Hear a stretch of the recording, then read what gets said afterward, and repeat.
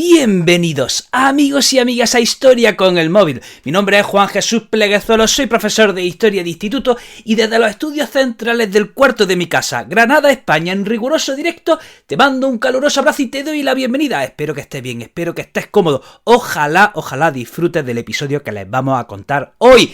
Antes de empezar con el programa, recordarte que este episodio lo puedes escuchar desde la aplicación de Podium Podcast, en la que vas a tener acceso a un montón de podcasts de muchísima calidad. También decirte que si te gusta como cuento la historia, si te gusta como veo la educación, te va a gustar mi libro Como una historia. Bueno, empecemos con el programa. Vamos a hablar de la Revolución Cubana. Sin duda alguna, uno de los episodios más icónicos y significativos del siglo XX. Como siempre, empecemos a explicar y a aclarar algunos conceptos. Guerra Fría.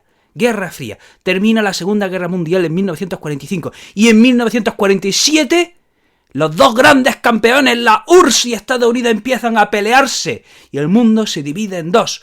Un grupo de países liderado por Estados Unidos, cuya economía era capitalista y cuya forma de gobierno era la democracia parlamentaria. Luego tenemos otro grupo de países liderado por la URSS, cuya economía era comunista y cuya forma de gobierno eran dictaduras de partido. Ahí se divide el mundo en dos a partir de 1947 y ambos bloques empiezan a enfrentarse. Esta Guerra Fría dura desde 1947 hasta 1991, cuando la URSS se disuelve. Estados Unidos gana la Guerra Fría. En 1991 la URSS, la Unión de Repúblicas Socialistas Soviéticas, se disuelve. Si bien en el año 89... ya había caído el muro de Berlín, es en el 91 cuando definitivamente la URSS se disuelve. Y bien, ¿qué sucede durante la Guerra Fría? Que ambos bloques deciden enfrentarse en terceros países. ¿Para qué? Para no romper los jarrones del salón. Deciden enfrentarse en terceros países porque sabían, Estados Unidos y la URSS, que si se enfrentaban de manera directa llegarían a la destrucción mutua asegurada. Tal era el nivel de desarrollo armamentístico al que se había llegado, que si había una guerra directa entre Estados Unidos y la URSS no iba a ganar ninguno, de manera que deciden enfrentarse en terceros países y que se maten los demás, que se destruyan los demás, que revienten los otros países, pero no los propios. Entonces, es en este contexto en el que se marca la Revolución Cubana. Estados Unidos y la URSS se están enfrentando de manera indirecta por el mundo en numerosos conflictos, y es en este contexto en el que surge la Revolución Cubana. Y una revolución cubana que acaba triunfando. Y fíjense cómo Cuba, a partir del año 59, se acaba enfrentando al gigante americano. Cómo esa islita acaba resistiendo a la presión americana. Fidel Castro ejerce de dictador desde el año 1959 hasta el 2008. O sea, Fidel Castro ha sido una gran placa conmemorativa al fracaso de la CIA y las políticas exteriores de los Estados Unidos. ¿Cómo puede ser que este paisito tan pequeño resista a ese gigante? Vamos a explicar algunos antecedentes. Y bueno, hay que decir, esto es triste, ¿no? Pero hay que decir que el pueblo cubano, nunca ha sido libre. No parece que no ha podido elegir nunca su destino. En el siglo XIX, Cuba estaba bajo el dominio colonial de España. Ya saben que a comienzos del siglo XIX, España pierde casi todo su imperio, y a España solo le quedan Cuba, Puerto Rico y Filipinas. Y en 1898 definitivamente España pierde Cuba, Puerto Rico y Filipinas. Bueno, pues a lo largo del siglo XIX, Cuba estaba gobernada por un capitán general, nombrado desde España, que tenía plenos poderes. En el siglo XIX, Cuba es gobernada por un capitán general que tiene plenos poderes. Pero es que, además, hasta 1880, no se abole la esclavitud en Cuba. O sea que buena parte del pueblo cubano hasta 1880 directamente era esclavo. Llegamos a 1895 y el pueblo cubano de nuevo reclama la independencia, de nuevo se enfrenta al dominio español, y en 1898, cáspita, Estados Unidos se mete en la guerra. ¡No! ¿Por qué se tuvo que meter? De repente, recuerden que en el puerto de La Habana, misteriosamente, en condiciones misteriosas y extrañas e indeterminadas, estalla un barco americano y los americanos culpan al gobierno español. Parece, todo apunta a que ese barco llamado el Maine lo estallaron los propios americanos para culpar al gobierno español y así tener un casus belli.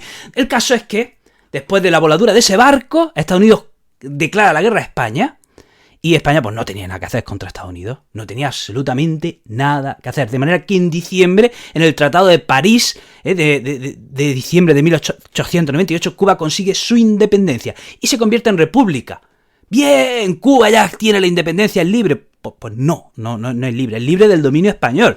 pero sigue sin ser libre, porque miren, en 1906, después de una revuelta en Cuba, los Estados Unidos vuelven a intervenir en Cuba. Y de 1906 a 1909 los Estados Unidos controlan la isla. Y en 1909 los Estados Unidos vuelven a irse. Bien, ya tenemos libertad. Pues no, miren, en 1925 hay un señor elegido que se llama Gerardo Machado, pero es que este señor se acaba convirtiendo en un dictador. Se acaba convirtiendo en un dictador que es derrocado en 1933. Y entre ese derrocamiento, entre esa rebelión que lo tira, que lo echa del cargo, hay un tal Fulgencio Batista, quédense con este nombre. ¿De acuerdo? Y en 1940 Cuba ya tiene una constitución democrática, bien, y es elegido Fulgencio Batista. Es elegido democráticamente Fulgencio Batista y está en el cargo hasta 1944. Pero llega 1952 y Fulgencio Batista ahora da un golpe de Estado, vuelve al poder pero a través de un golpe de Estado. Y luego a finales del 59 viene el golpe de Estado de Fidel Castro. O sea, Cuba va de dictadura en dictadura. Se libera del dominio español, pero entra a formar parte del dominio americano. Se libera del dominio americano y viene la dictadura de Gerardo Machado. Se libera de la dictadura de Gerardo Machado y llega la dictadura de Fulgencio Batista. Se libera de la dictadura de Fulgencio Batista y llega la dictadura de Fidel Castro. O sea, esa es la historia de Cuba desde el siglo XIX y siglo XX, de dictadura en dictadura. Hagamos un paréntesis. Recordemos, estamos en la Guerra Fría. La Guerra Fría empieza en 1947. Vámonos a Guatemala. En 1950, ¿de acuerdo? Hay un presidente que se llama Jacobo Arbenz que hace una reforma agraria para que haya una redistribución justa de la tierra, para que la tierra no solo esté en grandes compañías americanas que a veces no la aprovechan lo suficiente, y que haya una redistribución justa. Obviamente esto al gobierno americano no le gusta, pero es que el gobierno americano va más allá y la CIA empieza a organizar un golpe de Estado en contra del gobierno guatemalteco, y en 1954 la CIA, impulsando ese golpe de Estado, consigue derribar al gobierno de Guatemala y poner, pues a un dictador títere de los Estados Unidos. ¿Quién tiene que huir de Guatemala en esos momentos? ¿Quién estaba en Guatemala luchando a favor del presidente, a favor de esa reforma agraria? Pues un médico argentino llamado el Che Guevara. Y el Che Guevara, que estaba ahí en 1954, se tiene que ir y se va a México. ¿De acuerdo? Quedémonos con este capítulo y volvamos a Cuba, 1952. Batista ha dado un golpe de Estado. En 1940 Batista fue elegido de manera democrática, abandona el poder en el 44, pero en el 52 Batista da un golpe de Estado y, como todo dictador, ejerce una represión contra la oposición. En 1953, el 26 de julio, Fidel Castro y sus seguidores asaltan un cuartel del ejército y fracasa ese asalto. Y Fidel Castro y estos rebeldes van a la cárcel. Al final, la presión popular convence al dictador para que los amnistíe y Fidel Castro se marcha a México. ¿Con quién se encuentra en México? Con el Che Guevara. Y fíjense, pues Fidel Castro, el Che Guevara, el hermano de Fidel Castro, empiezan a organizar la resistencia desde México. Y en 1956, desde México se zarpa en un barco llamado el Granma para llegar a Cuba y empezar otra rebelión. ¿De acuerdo? El asalto a aquel cuartel en 1953, el 26 de julio, había fracasado. Bueno, para lo vuelven a intentar. Y en 1956, Fidel Castro, su hermano, el Che Guevara, lideran a un grupo de rebeldes que van a Cuba en ese barco llamado el Granma y quieren empezar de nuevo otra revolución. Quieren empezar la revolución. 82 hombres. 82 hombres son los que están en ese barco. Y el barco llega a la playa y está el ejército de Batista esperándole. Y el ejército de Batista abre fuego contra los 82 hombres, la mayoría mueren y solo 16 hombres sobreviven. 16 hombres que se refugian en Sierra Maestra. 16 hombres. Y ahí empieza un movimiento guerrillero. Un movimiento guerrillero que está durante 2 años refugiado en Sierra Maestra. Señores, ¿cómo es posible que 82 hombres empiecen una revolución que pone en jaque al mismísimo Estados Unidos? Determinación es la palabra. Determinación. La determinación, cuando una persona cree de manera ciega en una idea y está dispuesta a hacer todo lo posible por esa idea, se pueden conseguir muchísimas cosas, se pueden conseguir grandes cosas. Porque unos pocos cientos de hombres conquistaron un continente, unos cientos de españoles, conquistaron un continente entero como América. Y eran solo unos pocos cientos de españoles, porque tenían determinación. Una determinación ciega. ¿Por qué 82 hombres, de los cuales la mayoría mueren, solo resisten 16 y consiguen aún así liderar esa revolución y empezar esa revolución que cambia, diríamos, la historia del siglo XX, porque tenían determinación. Tomemos nota, por favor, lo importante que es la determinación en la vida, ¿de acuerdo? Entonces, esos supervivientes de ese barco, ¿de acuerdo?, se refugian en Sierra Maestra y empieza un movimiento guerrillero. Se aprovechan del conocimiento que tenían de las montañas. Más y más gente empieza a adherirse a ese movimiento guerrillero. Lo lideran principalmente Fidel Castro, por supuesto, y también el Che Guevara, también el hermano de Fidel Castro. ¿De acuerdo? Y pasa que ese movimiento guerrillero va creciendo. Las tropas de Batista atacan a ese movimiento guerrillero y no pueden con él. Ese movimiento guerrillero empieza a tener ayuda de la URSS y ese movimiento guerrillero en un momento determinado baja de las montañas y empieza a ocupar toda Cuba. Y Batista empieza a encontrarse solo. Los militares empiezan a dejar solo a Batista, de manera que a finales de diciembre del 58 Batista abandona La Habana, se larga. 31 de diciembre de 1958 el dictador Batista se marcha. Y Fidel Castro y sus seguidores llegan a La Habana el 8 de enero del 59. Y el 10 de enero, Fidel Castro da un discurso ante sus seguidores. Y pasa una cosa, pasa lo siguiente. En mitad de esos discursos, pues sueltan un grupo de palomas, ¿vale?, como símbolo de la paz. Y una de esas palomas va a posarse en el hombro de Fidel Castro. Mira que en el lugar de los oradores había muchos. No estaba solo Fidel Castro. Bueno, no, pues la paloma fue a posarse en el hombro de Fidel Castro. Y esto fue visto como una señal de que Fidel Castro, de alguna manera, era el Mesías, era el Salvador, estaba elegido por Dios, porque desde luego, vaya, y además la paloma no se iba, se quedó en el hombro de Fidel Castro y no se iba. Así que estamos ya en enero de 1959, la revolución ha triunfado, Fidel Castro ha tomado el poder. ¿Y qué hace en su primer año? Bueno, pues en su primer año sube el salario, elimina impuestos, empieza la reforma agraria que empieza sobre todo a perjudicar a los intereses americanos.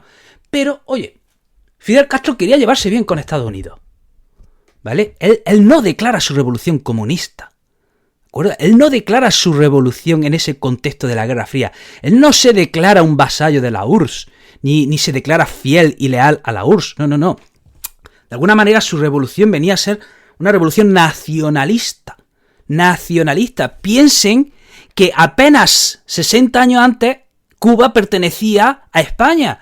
Cuba estaba bajo el dominio español. Pero es que en la primera mitad del siglo XX Cuba había estado, digamos, bajo el control americano y había tenido dos dictaduras. O sea, esta revolución era desde la perspectiva revolucionaria, era vista desde un punto de vista nacionalista, no comunista. Entonces, Fidel Castro, ¿qué hace? En abril del 59, o sea, 4 meses después de llegar al poder, se va a Estados Unidos en un viaje bien intencionado. Quería tener buenas relaciones con Estados Unidos y le recibe el vicepresidente Nixon.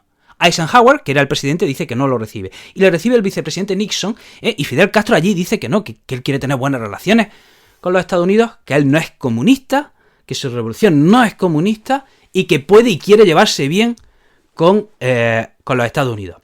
Hay que decir que ese año del triunfo de la revolución, 1959, bueno, pues como toda dictadura empieza una represión contra la oposición o contra cualquiera que sea susceptible de ser opositor. Ya saben, en las dictaduras se hace eso. Se persigue al opositor y al que se sospeche que es opositor. ¿De acuerdo? Entonces, bueno, pues empiezan juicios sumarios y uno de los más famosos juicios son los juicios que se celebran en un fuerte que se llama La Cabaña. Y en ese fuerte de La Cabaña se celebran juicios sumarios con 0 garantías legales. De manera que todos los juicios que se estaban celebrando en La Cabaña terminaban en condena a muerte. Y ya digo, los acusados no tenían ninguna posibilidad de defenderse, ni hacía falta que se presentase pruebas contra ellos, eran juicios sumarios, y todos terminaban en condena. Muchas veces eran juicios incluso públicos. ¿Quién controlaba los juicios de La Cabaña? El Che Guevara. ¿De acuerdo? El Che Guevara es quien controla esos juicios de La Cabaña y quien se encarga de que esas condenas terminen, de que esos juicios siempre terminen en condena a muerte, ¿vale? Y también tenemos que explicar que en 1959, bueno, en principio se piden a voluntarios para reconstruir el país, para construir escuelas, carreteras, granjas, muy bien. Pero claro, no se puede estar siempre voluntario, ¿verdad? Tenemos que trabajar, tenemos que hacer otras cosas, de manera que de repente empiezan a escasear los voluntarios para hacer obras públicas. ¿Y qué es lo que hace el régimen castrista? Bueno, pues empieza a reclutar, empieza a construir campos de concentración donde se aprisiona a los opositores o a los susceptibles de ser opositores. Y entre ellos, pues van a esos campos de concentración a gente homosexuales, disidentes, cualquiera que fuese susceptible de ser opositor o no apto para la revolución. Y de esos campos de concentración se extrae a prisioneros para construir, esas obras públicas que se necesitaba en ese momento. Llegamos a 1960 y, como he dicho, Fidel Castro intenta mantener un equilibrio. No quiere estar controlado por los Estados Unidos, pero tampoco quiere estar controlado por la URSS, pero ve que no le queda más remedio, que está con uno, está con otro, está en una situación donde no tiene mucho donde elegir, y bueno, de manera que a comienzos de 1960 realiza un pacto comercial con la URSS. Esto a Estados Unidos obviamente no le gusta, ¿vale? Resulta que en Cuba había unas refinerías americanas, unas refinerías de petróleo. Bueno, pues el régimen le ordena a esas refinerías americanas que refinen petróleo que viene de la Unión Soviética. Y el gobierno americano da la orden de que esas refinerías no lo hagan. Entonces, ¿qué es lo que hace el régimen cubano? Nacionaliza las refinerías americanas que estaban en Cuba. ¿Qué hace Estados Unidos? Deja de comprar azúcar a Cuba. Y piensen que esto es un daño tremendo para la economía cubana, porque el producto principal, o uno de los productos principales de Cuba era el azúcar, y uno de sus principales clientes era Estados Unidos. De manera que el gobierno americano, ¿de acuerdo?, deja de comprarle azúcar a Cuba. ¿Y cómo responde el régimen castrista? Nacionaliza las empresas americanas en Cuba. ¿Y cómo responde el gobierno americano? Embargando el país. De manera que prohíbe a todas las empresas americanas, ¿de acuerdo?, comprar o vender a Cuba de manera directa. ¿Sí? Todas las empresas, las compañías americanas, ni podían comprar ni podían vender en Cuba. Lo cual, pues ese es el famoso embargo que ha durado décadas, que en los últimos años parece que Obama intentó relajar, ¿vale? Y ese es el famoso embargo, y ese es el origen del embargo que ha tenido la economía cubana. Ya sí, parece que está claro que Cuba es el enemigo de Estados Unidos y Estados Unidos el enemigo de Cuba. Ya se han peleado. Ya se han peleado Estados Unidos y Cuba, y madre mía lo que va a traer esa pelea para largo. En 1961, Estados Unidos intenta llevar a Cuba lo que hizo en Guatemala. Recuerden que Estados Unidos impulsa un golpe de Estado con disidentes guatemaltecos contra su gobierno. Bueno, pues intenta hacer lo mismo ahora en Cuba, de manera que los Estados Unidos preparan la invasión de la isla con disidentes cubanos. Disidentes cubanos a los que prepara, a los que arma, a los que dirige, ¿de acuerdo? Y Estados Unidos prepara la invasión de la isla con esos disidentes cubanos. El 15 de abril del 61, los americanos llevan aviones pintados como si fuesen cubanos para bombardear otros aviones cubanos. ¿Qué es lo que querían los americanos? Dar la sensación en la prensa de que el régimen estaba sufriendo una disidencia interna, de que dentro del ejército cubano había disidentes contra Fidel Castro, ¿de acuerdo? Y quería calentar y preparar el momento para la invasión de Cuba. El 16 de abril, en el funeral de los que habían muerto en ese bombardeo, Fidel Castro ahora sí se adhiere de manera pública a la URSS. ¿De acuerdo? Ahora sí, él se declara en el bando de la URSS. Y el 17 de abril empieza la invasión de la isla. Empieza la invasión de la isla por esos disidentes que había preparado y entrenado a Estados Unidos. Empieza la invasión en Bahía de Cochinos. ¿Pero cómo fue esa invasión? Un desastre, una chapuza. 72 horas duró la invasión. En 72 horas el ejército de Castro derrota a los invasores. No duraron un suspiro. Pedazo de chapuza que hizo la CIA. 72 horas. Torpe a más no poder. Madre mía. O sea, con todo el dinero y todo el material y todo lo que tiene Estados Unidos, va y prepara una pedazo de chapuza que Castro ventiló en 72 horas. Vamos, no le duró nada. Vaya invasión, ¿no? Además, el ingenuo gobierno americano pensaba que a esa invasión le seguiría un levantamiento popular. Nada, ni leche. No hubo levantamiento popular contra Castro. Es más, al final lo que hizo esa invasión fue reforzar más al régimen. A partir de ahí, aquí la CIA cambia de estrategia y que intenta directamente matar a Castro y planear el asesinato de Castro. Imagínense cómo estaba Castro, pues temeroso de que Estados Unidos volviese a intentar invadir la isla, porque al final, aunque la invasión de Bahía de Cochinos era una gigantesca chapuza, el poderío militar de Estados Unidos no dejaba de ser infinitamente superior al poderío militar de Cuba. Es obvio, ¿no? Entonces eso Castro lo sabía. Y en 1962, atención, se acuerda con un pacto a través de la URSS que la URSS iba a instalar misiles nucleares en Cuba apuntando a Estados Unidos. Entonces Castro estaba de acuerdo con eso porque de alguna manera esos misiles nucleares iban a frenar un posible intento de invasión de Estados Unidos. Los Estados Unidos se enteran, ¿de acuerdo? Y amenazan a la URSS. Llegan a poner sus buques rodeando la isla de Cuba para que los buques soviéticos con esos misiles no pasasen a la isla. Casi el mundo llega a la guerra nuclear. Casi, o sea, este es el momento donde Estados Unidos y la URSS están más cerca de una guerra nuclear. Imagínense, no estaríamos ahora aquí. Ustedes no estarían escuchando este podcast, ¿de acuerdo? Si hubiesen sobrevivido estaríamos, no sé, en una cueva o vete tú a saber cómo si llega a existir esa guerra nuclear, ¿vale? Finalmente hay un pacto del que queda fuera Cuba y la Unión Soviética retira esos misiles y Estados Unidos se compromete a no invadir la isla y a retirar otros misiles que tenían Turquía apuntando a la URSS. Ese es el pacto. La Unión Soviética retira sus misiles de Cuba y Estados Unidos se compromete a no invadir la isla, ¿de acuerdo? De manera que en principio Cuba parece que iba a estar segura. En el año 66 el Che Guevara se marcha a Bolivia a luchar con los guerrilleros y en el año 67 es capturado y es hecho preso y ejecutado, y en la captura de Che Guevara, por supuesto, había miembros de la CIA. Y hay que decir que ¿cómo intenta luchar Cuba contra Estados Unidos? Bueno, pues a finales de los 60 Cuba empieza a enviar tropas por todo el mundo para apoyar movimientos de resistencia contra el imperio. ¿Qué es lo que estaba intentando Cuba? ¿Qué es lo que estaba intentando Fidel Castro? Crear numerosos Vietnams para los Estados Unidos. Esa fue su manera de Fidel Castro de luchar contra los Estados Unidos. Empezar a mandar tropas por todo el mundo para apoyar movimientos de resistencia contra el imperialismo americano, con la idea de crear, Vietnams. Famosa es la intervención en Angola en 1975. Y bueno, hay que decir que la Revolución Cubana ha llegado hasta nuestras fechas. Sufrió un duro golpe en 1991 con la caída de la URSS y la desaparición de su principal aliado, pero de alguna manera ha sobrevivido hasta nuestra fecha. Y hasta aquí el programa de hoy, espero que te haya resultado interesante. Te recuerdo que este episodio lo puedes escuchar desde la aplicación de Podium Podcast. También decirte que estoy hiperactivo en redes sociales, el profesor inquieto en todas las redes sociales, Facebook, YouTube, TikTok, Instagram, y en Twitter, el profe inquieto. Querido amigo, querida amiga, te mando un abrazo enorme y nos vemos en el próximo programa.